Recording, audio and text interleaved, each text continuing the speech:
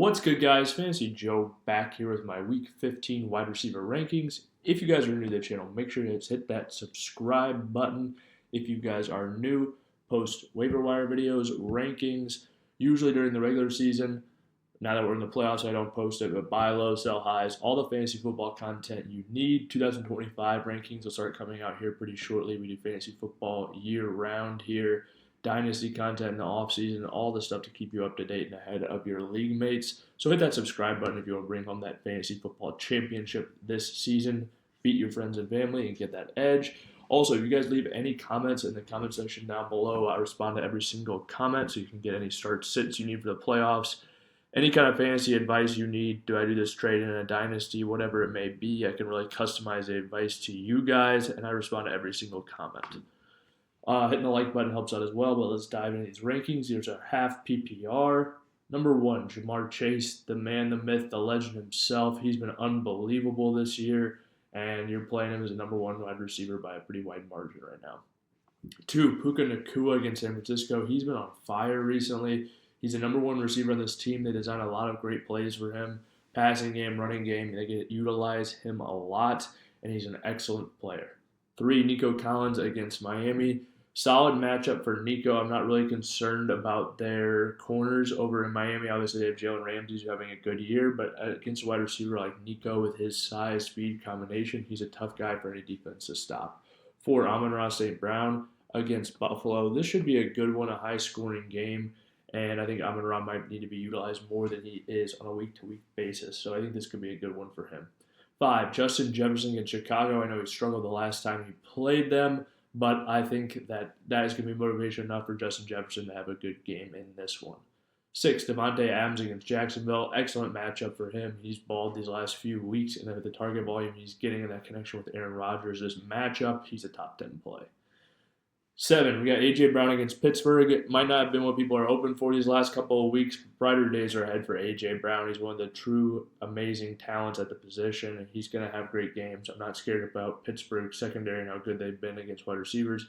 Philadelphia's offense is awesome. They've got a great offensive line, and I think they're going to be able to get A.J. Brown the ball in this one. 8, Terry McLaurin against New Orleans. Great matchup for Terry. He's been balling all year long. He's really having a good year. Wide receiver 3 going into the bye this last week. He was a game ahead of everybody, but still, it's unbelievable how good of a year that he's having right now. 9, Mike Evans against the Chargers. He's the number 1 wide receiver on this team. Didn't get in the end zone last week, but in this one, especially if Lab McConkey plays, they should need him. 10, Tyreek Hill against Houston. I think Hill is going to have a good one. 2 good games in a row, starting to look more and more like himself. 11, T. Higgins against Tennessee. Higgins is a stud. You're going to play him even in this matchup. 12, Garrett Wilson, another great matchup for him. We talked about Devontae earlier, but Jacksonville is awful against wide receivers. You can fire them up. 13, Jawan Jennings against the Rams. He's the de facto number 1 wide receiver on this team. You could argue it's him or George Kittle as a number 1 option in the passing game, but Jawan Jennings has great touchdown upside. He's going to be involved a lot to catch balls that can get there even if he doesn't score, and obviously great touchdown upside. 14, Cooper Kupp against San Francisco. 3 of the last 4 games for him have been phenomenal, even though he's number 2 wide receiver in this offense. Honestly, it feels even low having him down here at 14. A lot of these guys, like 10 through 15, I feel like all are borderline wide receiver 1 plays, and we don't have buys on a typical week. 15, though, DK Metcalf against Green Bay. I think this is a really good matchup for him. We've seen JSN get home in the last few games, but I still think DK is going to be really good for fantasy with the passing volume in Seattle and the target volume that he receives. 16, CeeDee Lamb against Carolina. Saw Lamb have a great game this last week. Did it all in like their first 2 drives and then really cooled down. I think this is going to be a really close game, if not Carolina winning. So I think that CeeDee Lamb will be very involved in the second half of this game. They do throw him the ball a ton in the passing game in Dallas now without Dak Prescott there. 17, Drake London against Vegas. Drake London, this entire Atlanta Falcons offense, and mainly Kirk Cousins, has been pretty horrendous these last few weeks, but this is a good matchup.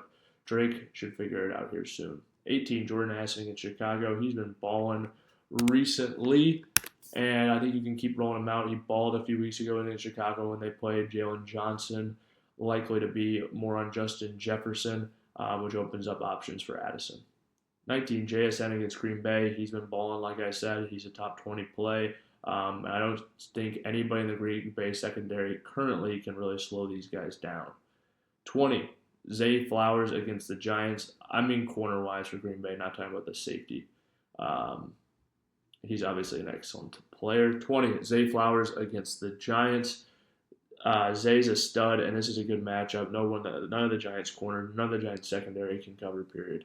21, Malik Neighbors against Baltimore. He'd be a lot higher. Baltimore's really bad against wide receivers. I just think Baltimore's front seven is going to eat the Giants alive this week. I don't think, Drew Lock has just had no time to throw or he's been holding on to the ball too long, but he takes a lot of really quick sacks. I think this is going to be a tough one for them against this Baltimore defense. I don't expect much from the Giants offense.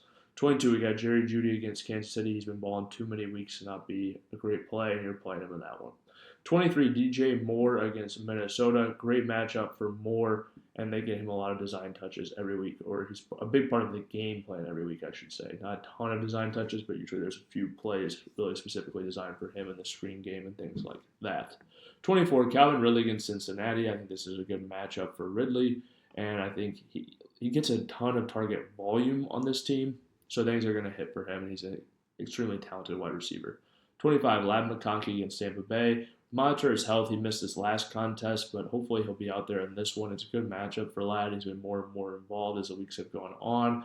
I expect that connection between him and Justin Herbert to continue to grow.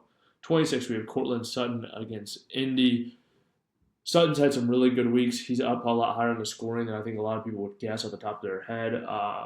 And this Indy matchup is a good one. 27, Brian Thomas Jr. This guy people might have thought would be a lot higher.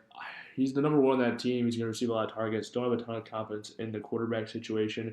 And even if Sauce Gardner misses this one, they're number one against wide receivers this year on the year. And he's been banged up and missed some time. And I don't think he's obviously a pivotal piece to that defense, but with the quarterback situation, all these things considered, I have Brian Thomas Jr. a lot lower. 28, Khalil Shakir against Detroit. I think this is a pretty solid play. Like I said, I think it's going to be a good game, high scoring. The Bills are going to need to throw in this one. Detroit is a great run defense. It all lines up for Shakir. We saw them have to do this last week in a similar type of game script, and Shakir balled.